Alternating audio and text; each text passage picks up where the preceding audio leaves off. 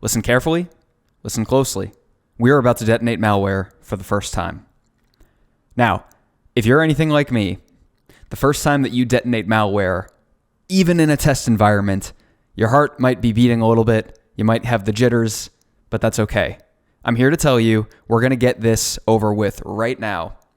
And while it never may fully go away, this kind of feeling of anxiety when you're about to do this, the more that you trust in your own habits and safety when handling malware, the easier it's going to become. Now, I have the PMAT Labs directory open to the Wanacry subdirectory, and I have wanacry.7zip right here. Now, what we're going to do is double click on this, and we're going to drag this to our desktop. And we have a password to enter. The standard password for every single zipped malware sample in this course is infected, all lowercase, INFECTED. Hit enter. Immediately, you may notice that this malware sample is not in executable file format. And we can double check that by going to the properties. It is just a file. And if we double click on this, Windows is going to say, how do you want me to open this? Now, we can arm this sample by adding a .exe to the end.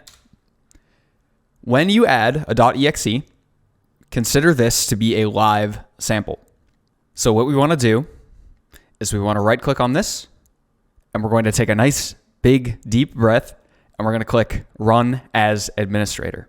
Now, what I want to point out, and what's common among malware samples in general, is that at first it may seem like nothing is actually happening. There's always going to be more to malware than meets the eye initially. And that is part of the reason why we need good snapshots to revert back to, because do you know if Wanacry just installed itself as a persistent binary? Do you know if it made a service? Do you know if it changed a registry key somewhere? Now, we start to see some of the actual symptoms of this infection. It looks like they got Cosmo, and if we try to open Cosmo here, we're going to get we cannot open this because it appears corrupted. And we see some other things here, wannadecryptor.exe. We see the Wanacry extension is now on our files. And we see this super scary background picture that's been unpacked, and it's going to actually change on the background here in a second. But the fact remains that at first detonation, we may see some symptoms of a malware infection, but we don't see everything. And even furthermore, there might be examples of malware that nothing happens at all to the human eye. Now, it looks like this is pretty obviously ransomware, right? We see the background here and it says, oops, your files have been decrypted. But let's say we double clicked on a piece of malware and nothing happened at all. How would we know what was going on? And let's say that we ran it again. Do we know that anything changed from the first time that we ran it? So it's very important that we have good snapshots to revert back to, and I hope that this illustrates that point. We now have a fully encrypted hard drive full of files that are completely useless to us until we fork over some Bitcoin to a particular address. So this is bad, of course, and if you see this Monday morning when you go into your office, you're probably just gonna walk right back out the door, right? But we are smart analysts, and we have the snapshot to revert back to. You see that I have my pre-detonation snapshot here. And so what we'll do, now that we've seen our little show here, is that we will exit out of this VM. We're going to power off the virtual machine, and we can actually check this box that says Restore Current Snapshot Pre-Detonation.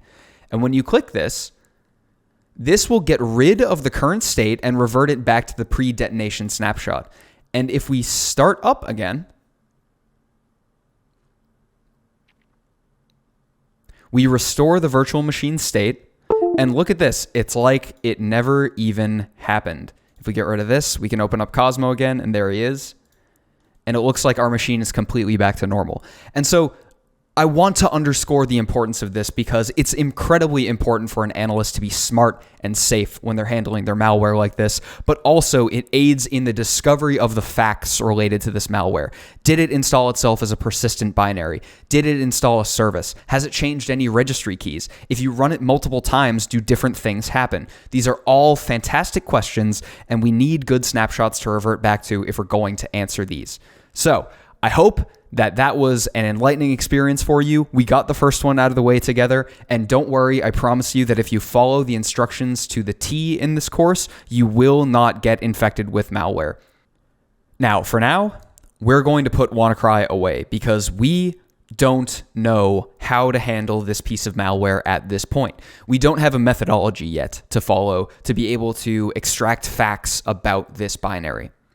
So we're going to put it away, and we're going to treat it kind of like a boss fight. We're going to come back to this at the end of the course, and I want you to soak up as much information along the way so that when you see this binary again, you can take it down, and you can take it down easily.